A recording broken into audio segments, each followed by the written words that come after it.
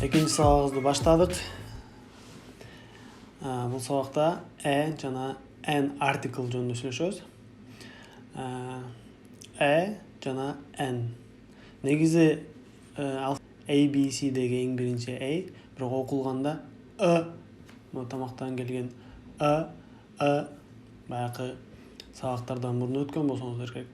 A teacher, a doctor, a pencil дегендеги ошол туура айтылышы американецтерде айткан кандай десеңиз, a doctor, a pencil, a teacher туура айтылса, беркинсе an apple, an elephant.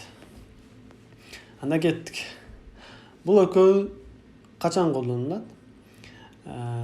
Зат атооштун алдына келет.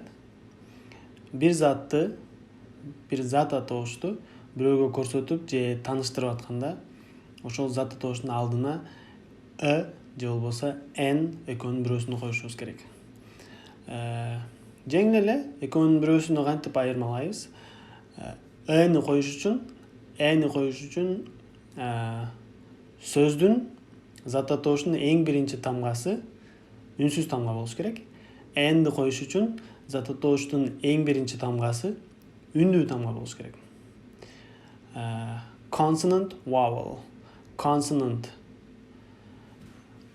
Бөлүш үчүн зат атооштун биринчи тамгасы consonant болсо коебуз. Эгер зат атооштун биринчи тамгасы vowel болсо, анда n коебуз.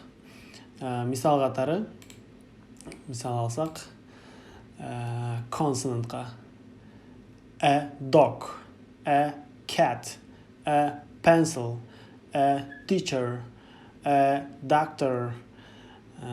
Ошентип дагы эмне сөз билсеңиз, баарын коюп кете берсеңиз болот.